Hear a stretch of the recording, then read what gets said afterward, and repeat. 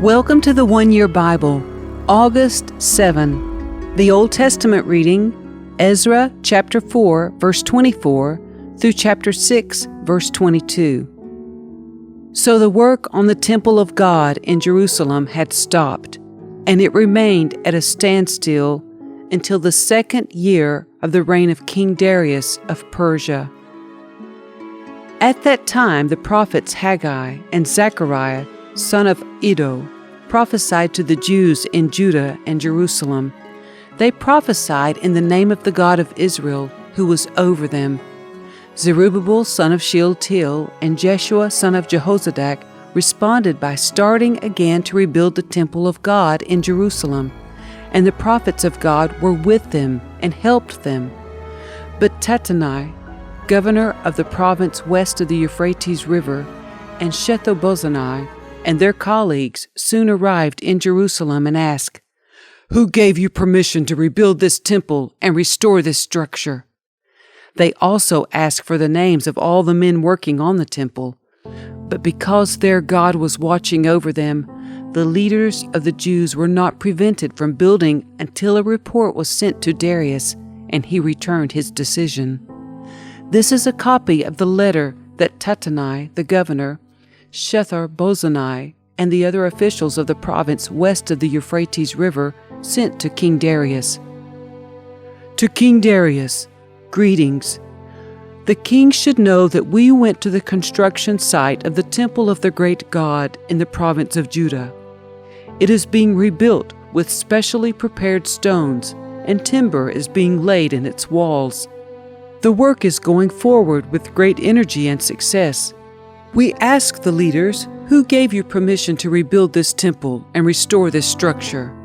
And we demanded their names so that we could tell you who the leaders were. This was their answer: "We are the servants of the God of heaven and earth, and we are rebuilding the temple that was built here many years ago by a great king of Israel. But because our ancestors angered the God of heaven, he abandoned them to King Nebuchadnezzar of Babylon, who destroyed this temple and exiled the people to Babylonia. However, King Cyrus of Babylon, during the first year of his reign, issued a decree that the temple of God should be rebuilt. King Cyrus returned the gold and silver cups that Nebuchadnezzar had taken from the temple of God in Jerusalem and had placed in the temple of Babylon. These cups were taken from that temple and presented to a man named Sheshbazzar, whom King Cyrus appointed as governor of Judah. The king instructed him to return the cups to their place in Jerusalem and to rebuild the temple of God there on its original site. So this Sheshbazzar came and laid the foundations of the temple of God in Jerusalem. The people have been working on it ever since, though it is not yet completed. Therefore, if it pleases the king, we request that a search be made in the royal archives of Babylon to discover whether King Cyrus ever issued a decree to rebuild God's temple in Jerusalem. And then let the king send us his decision in this matter." So King Darius issued orders that a search be made in the Babylonian archives, which were stored in the treasury.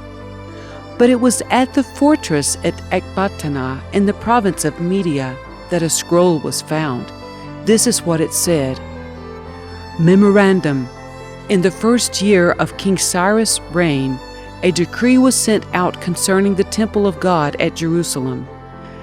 Let the temple be rebuilt on the site where Jews used to offer their sacrifices, using the original foundations. Its height will be 90 feet, and its width will be 90 feet. Every 3 layers of specially prepared stones will be topped by a layer of timber. All expenses will be paid by the royal treasury. Furthermore, the gold and silver cups, which were taken to Babylon by Nebuchadnezzar from the temple of God in Jerusalem, must be returned to Jerusalem and put back where they belong. Let them be taken back to the temple of God. So King Darius sent this message: Now therefore, Tattenai, governor of the province west of the Euphrates River, and Shethar-bozenai and your colleagues and other officials west of the Euphrates River, stay away from there. Do not disturb the construction of the temple of God. Let it be rebuilt on its original site, and do not hinder the governor of Judah and the elders of the Jews in their work.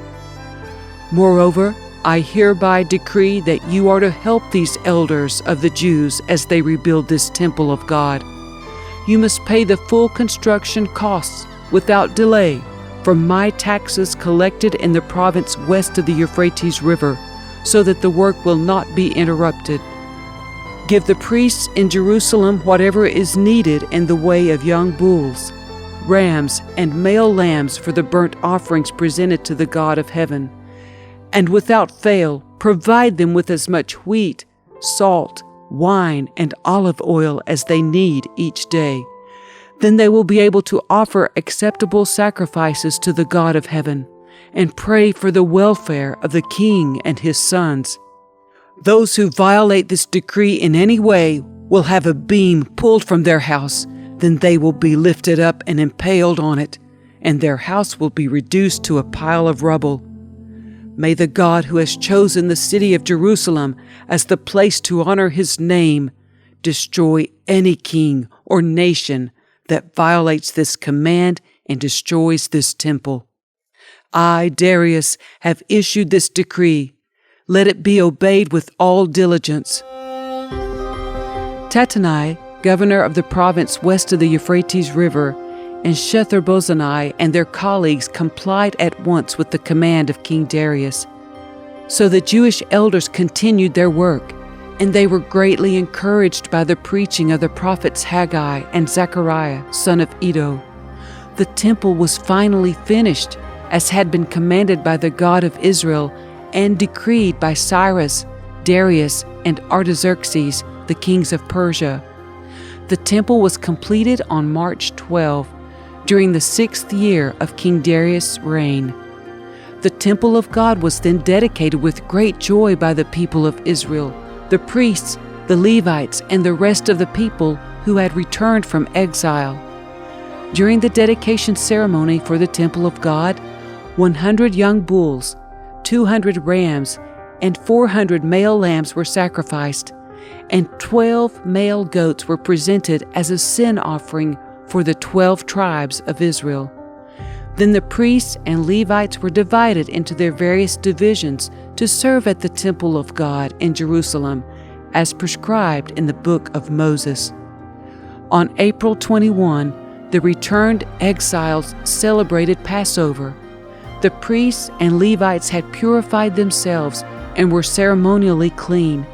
So they slaughtered the Passover lamb for all the returned exiles, for their fellow priests, and for themselves. The Passover meal was eaten by the people of Israel who had returned from exile, and by the others in the land who had turned from their corrupt practices to worship the Lord, the God of Israel. Then they celebrated the festival of unleavened bread for 7 days. There was great joy throughout the land, because the Lord had caused the king of Assyria to be favorable to them, so that he helped them to rebuild the temple of God, the God of Israel.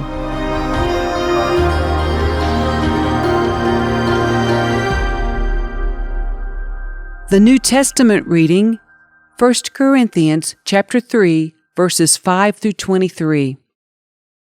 After all, who is Apollos? Who is Paul? We are only God's servants through whom you believed the good news. Each of us did the work the Lord gave us. I planted the seed in your hearts, and Apollos watered it. But it was God who made it grow. It's not important who does the planting or who does the watering. What's important is that God makes the seed grow. The one who plants and the one who waters work together with the same purpose, and both will be rewarded for their own hard work. For we are both God's workers, and you are God's field. You are God's building. Because of God's grace to me, I have laid the foundation like an expert builder. Now others are building on it. But whoever is building on this foundation must be very careful, for no one can lay any foundation other than the one we already have, Jesus Christ. Anyone who builds on that foundation may use a variety of materials: gold, silver, jewels, wood, hay, or straw. But on the judgment day, fire will reveal what kind of work each builder has done. The fire will show if a person's work has any value. If the work survives, that builder will receive a reward. But if the work is burned up, the builder will suffer great loss. The builder will be saved, but like someone barely escaping through a wall of flames. Don't you realize that all of you together are the temple of God, and that the Spirit of God lives in you? God will destroy anyone who destroys this temple, for God's temple is holy, and you are that temple. Stop deceiving yourselves.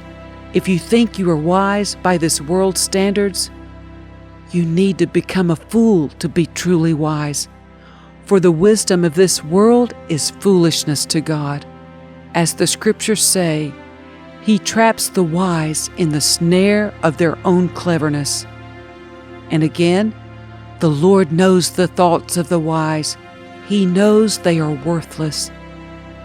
So don't boast about following a particular human leader, for everything belongs to you, whether Paul or Apollos or Peter or the world or life and death or the present and the future.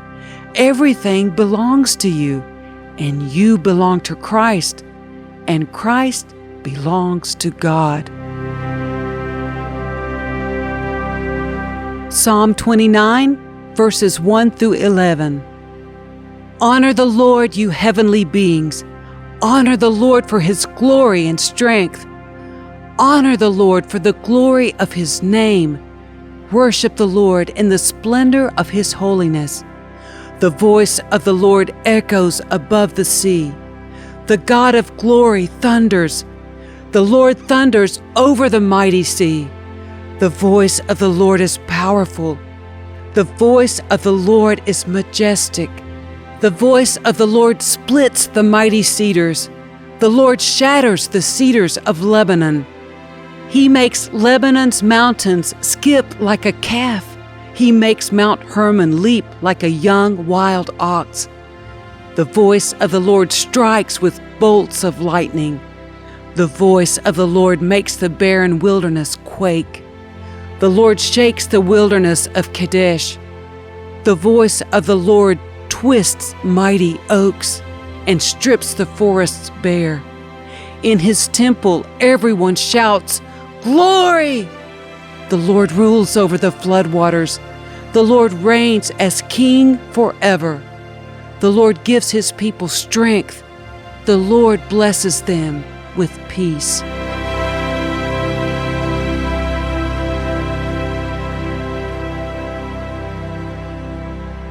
Proverbs 20, verses 26 and 27.